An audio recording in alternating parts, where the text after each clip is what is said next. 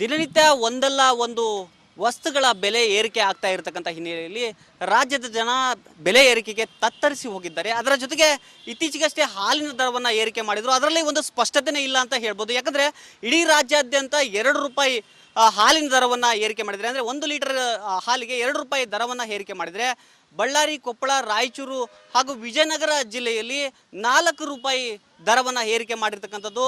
Shubham gold ಎನ್ನುವ ಹಾಲಿನ ದರವನ್ನು ಏಕಾಏಕಿಯಾಗಿ 4 ರೂಪಾಯಿ ಏರಿಕೆ ಮಾಡಿದ್ದಾರೆ. ಆದರೆ ಸರ್ಕಾರ ಹೇಳುತ್ತೆ ನಾವು 2 ರೂಪಾಯಿ ಏರಿಕೆ ಮಾಡಿದ್ದೀವಿ ಅಂತೆ. ಆದರೆ ಬಳ್ಳಾರಿ ಈ 4 ಜಿಲ್ಲೆಗಳಲ್ಲಿ 4 ರೂಪಾಯಿ ಏರಿಕೆ ಆಗಿರ್ತಕ್ಕಂಥ ಹಿನ್ನೆಲೆಯಲ್ಲಿ ಜನರಿಗೆ ಗೊಂದಲ ಆಗ್ತಾ ಇರ್ತಕ್ಕಂಥದ್ದು. ಸರ್ಕಾರ ಹೇಳೋದೊಂದು, ಇಲ್ಲಿ ಆಗ್ತಾ ಇರೋದೊಂದು.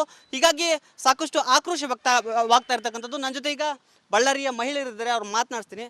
ಮೇಡಮ್, ಏನು ಹೇಳ್ತೀರಾ? ನೀವು ಯಾವ ಹಾಲನ್ನ ಖರೀದಿ ಮಾಡ್ತೀರಾ? ಆ ರೇಟ್ ಎಷ್ಟಾಗಿದೆ? ನಾವು ಶುಭಮ್ ಹಾಲನ್ನೇ ಖರೀದಿ ಮಾಡೋದು. ಮೊದಲು 49 ರೂಪಾಯಿ ಕೊಡ್ತಿದ್ವಿ, ಈಗ 53 ರೂಪಾಯಿ ಕೊಡಬೇಕು. ಮೊದಲು 50 ರೂಪಾಯಿ ಕೊಟ್ಟು 1 ರೂಪಾಯಿ ಚಿಲ್ಲರೆ ಇಸ್ಕೊಂಬರ್ತಿದ್ವಿ. ಇವಾಗ ನಾವೇ ಮೇಲೆ ಚಿಲ್ಲರೆ ಕೊಟ್ಟು ತೊಗೊಂಬರ್ಬೇಕಾಗಿದೆ. ಆದ್ದರಿಂದ ಶುಭಮ್ ಹಾಲಿಗೆ ರೇಟ್ ತುಂಬ ಜಾಸ್ತಿ ಆಯಿತು. 1 ರೂಪಾಯಿ ಮಾಡಿದ್ರಾರು 2 ರೂಪಾಯಿ ಮಾಡಿದ್ರಾರು ಹೌದು ಅನ್ಬೋದು. ಇಲ್ಲಿ ಬಳ್ಳಾರಿ ಜಿಲ್ಲೆಯಲ್ಲಿ 4 ರೂಪಾಯಿ ಜಾಸ್ತಿ ಮಾಡಿಬಿಟ್ಟಿದ್ದಾರೆ. ದಯವಿಟ್ಟು ಸರ್ಕಾರ ಯೋಚನೆ ಮಾಡಿ ಕೆಲಸ ಮಾಡಬೇಕು. ಹಾಲಿನ ದರನ ತಿಳಿಸಿ, ಅಂದರೆ ಜನಸಾಮಾನ್ಯರಿಗೆ ಗೊತ್ತಾಗಬೇಕು ಯಾಕೆ ಜಾಸ್ತಿ ಮಾಡಿದ್ದಾರೆ, ಮಾಡೋಕ್ಕೆ ಕಾರಣ ಏನು ಅಂತ ತಿಳಿಸಿ ದಯವಿಟ್ಟು ಸರ್ಕಾರದವರು ಹಾಲಿನ ದರನ ಕಮ್ಮಿ ಮಾಡಬೇಕು. ಓಕೆ ಮೇಡಮ್, ನೀವೇನು ಹೇಳ್ತೀರಾ?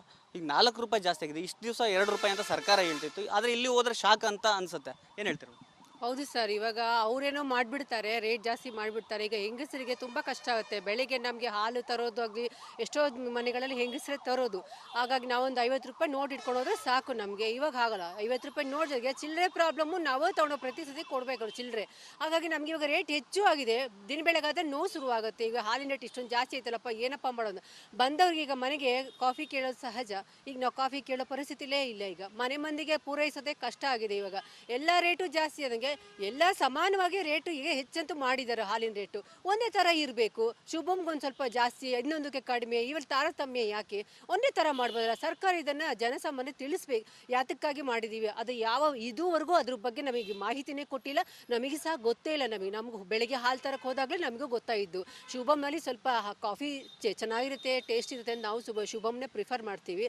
ಇವಾಗ ನಾವು ಯೋಚನೆ ಮಾಡಬೇಕಾಗಿದೆ, ಬೇರೆದಕ್ಕೆ ಶಿಫ್ಟ್ ಆಗಬೇಕು, ಇಲ್ಲ ಇವರೇ ದರ ಕಡಿಮೆ ಮಾಡಬೇಕು. ಇದು ತುಂಬ ಬೇಸರದ ಸಂಗತಿ. ಹೆಣ್ಮಕ್ಳಿಗೆ ಮಾತ್ರ ಭಾಳ ಬೇಸರದ ಸಂಗತಿ ಇದು. ಇದನ್ನು ಸರ್ಕಾರ ಇದನ್ನು ಪರಿಶೀಲನೆ ಮಾಡಬೇಕು ಅಂತ ಕೇಳ್ಕೊತೀನಿ.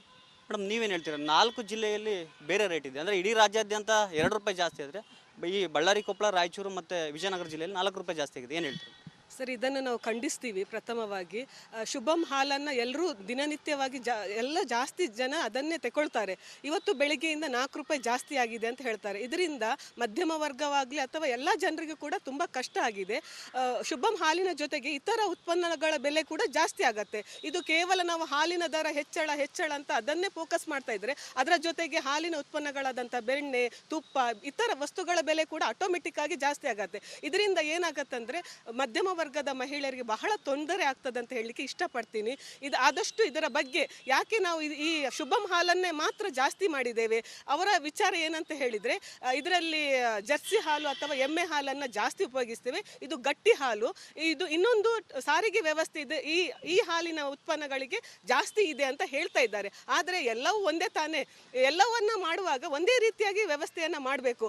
ಒಂದು 4 ರೂಪಾಯಿ ಒಮ್ಮೆಲೆ ಜಾಸ್ತಿ ಮಾಡಿದರೆ ಮಧ್ಯಮ ವರ್ಗದವರಿಗಾಗಲಿ ಇತರ ವರ್ಗದವರಿಗೆ ಕೂಡ ಇದರ ಏಟು ಬಹಳ ತಾಗತ್ತೆ. ಇನ್ನೊಂದು ವಿಚಾರ ಏನಂತ ಹೇಳಿದರೆ, ನಮ್ಮ ಕರ್ನಾಟಕ ಸರ್ಕಾರ ಗೃಹಲಕ್ಷ್ಮಿ ಅಂತಹ ಉಚಿತ ಕೊಡುಗೆಗಳನ್ನು ಕೊಡ್ತಾ ಈಗ ಏನಾಗಿದೆ ಅಂತ ಹೇಳಿದರೆ, ಎಲ್ಲದರ ಬೆಲೆಯನ್ನು ಜಾಸ್ತಿ ಮಾಡಿ ನಮ್ಮ ಪರ್ಸಿನಲ್ಲಿರುವ ದುಡ್ಡಿಗೆ ಕೂಡ ಕತ್ತರಿ ಹಾಕ್ತಾ ಹೋಗ್ತಾ ಇದ್ದಾರೆ. ಅವರು ಉಚಿತ ಕೊಡುವುದೂ ಬೇಡ, ನಾವು ಇದ್ದ ರೀತಿಯಲ್ಲೇ ವ್ಯವಸ್ಥೆಯನ್ನು ಮುಂದುವರಿಸಿಕೊಂಡು ಹೋದರೆ ಬಹಳ ಉತ್ತಮ, ಸಾಮಾನ್ಯ ಜನಜೀವನಕ್ಕೆ ಅನುವು ಮಾಡಿಕೊಡ್ಬೇಕು ಅಂತ ಮುಖ್ಯಮಂತ್ರಿಯವರ ಹತ್ರ ಕೇಳ್ತೀವಿ. ಮೇಡಮ್, ನೀವೇನು ಹೇಳ್ತೀರಾ? 2 ರೂಪಾಯಿ ಕಡಿಮೆ ಮಾಡಬೇಕು ಅಂತ ಹೇಳ್ತೀರಾ? ಈಗ 4 ರೂಪಾಯಿ ಜಾಸ್ತಿ ಆಗಿದೆಯಲ್ಲ, ಅದು ಮೊದಲೇ ಸತಿ 4 ರೂಪಾಯಿ ಜಾಸ್ತಿ ಮಾಡಬಾರ್ದು ಯಾವಾಗಲೂ ಹಾಲಿಗೆ. ಯಾಕಂದರೆ ಪ್ರತಿನಿತ್ಯ ತೊಗೊಳೋದ್ರೆ ತಿಂಗಳ ಬಜೆಟ್ನಲ್ಲಿ ತುಂಬಾ ಬರುತ್ತೆ ದುಡ್ಡು. ಆದ್ದರಿಂದ ನನ್ನ ಮಗ ಹೇಳ್ತಾ ಇದ್ದ ಇವತ್ತು, ಅಮ್ಮ ನಿನ್ನ ಮೇಲೆ ಕಾಫಿ ಕುಡಿಯೋದು ಬಿಟ್ಬಿಡು ಅಂತ.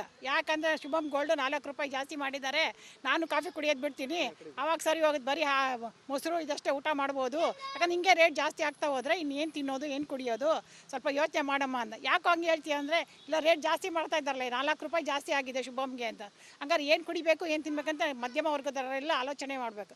ಪ್ರತಿಯೊಂದನ್ನು ಫ್ರೀ ಕೊಡ್ತೀವಿ ಅಂತಾರೆ, ಇನ್ನೊಂದು ಕಡೆಯಿಂದ ಕಿತ್ಕೊಳ್ತಾ ಇದ್ದಾರೆ. ಮಧ್ಯಮ ವರ್ಗದವ್ರು ಬದುಕೋದು ಹೆಂಗೆ? ಹಾಲಿನ ರೇಟ್ ದಯವಿಟ್ಟು ಮುಖ್ಯಮಂತ್ರಿಗಳು ಯೋಚನೆ ಮಾಡಿ ಶುಭಮ್ ಗೋಲ್ಡನ್ನ 2 ರೂಪಾಯಿ ಆದರೂ ಕಡಿಮೆ ಮಾಡಿ ಅಂತ ಕೇಳ್ಕೊಳ್ತೀವಿ. ಇದಿಷ್ಟು ಬಳ್ಳಾರಿ ಮಹಿಳೆಯರ ಮಾತು. ಅಂದರೆ ಏಕಾಏಕಿ 4 ರೂಪಾಯಿಯನ್ನು ಹೆಚ್ಚಳ ಮಾಡಿದರೆ ನಮಗೆ ಕಷ್ಟ ಆಗುತ್ತೆ, ಮನೆಗೆ ಬಂದವರಿಗೆ ಕಾಫಿ ಕೊಡೋದಕ್ಕೂ ಕೂಡ ಹಿಂದೆ ಮುಂದೆ ನೋಡುವಂಥ ಸನ್ನಿವೇಶ ನಿರ್ಮಾಣವಾಗಿದೆ. ಸರ್ಕಾರ ಈ ಬಗ್ಗೆ ಪರಿಶೀಲನೆ ಮಾಡಿ 2 ರೂಪಾಯಿ ಕಡಿಮೆ ಮಾಡಬೇಕು ಅಂತ ಇಲ್ಲಿ ಒತ್ತಾಯವನ್ನು ಮಾಡ್ತಾ ಇರ್ತಕ್ಕಂಥದ್ದು. ಕ್ಯಾಮ್ರಾ ಪರ್ಸನ್ ಸಿದ್ದು ಜೊತೆ ರೇಣುಕಾರಾಧ್ಯ, ರಿಪಬ್ಲಿಕ್ ಕನ್ನಡ, ಬಳ್ಳಾರಿ.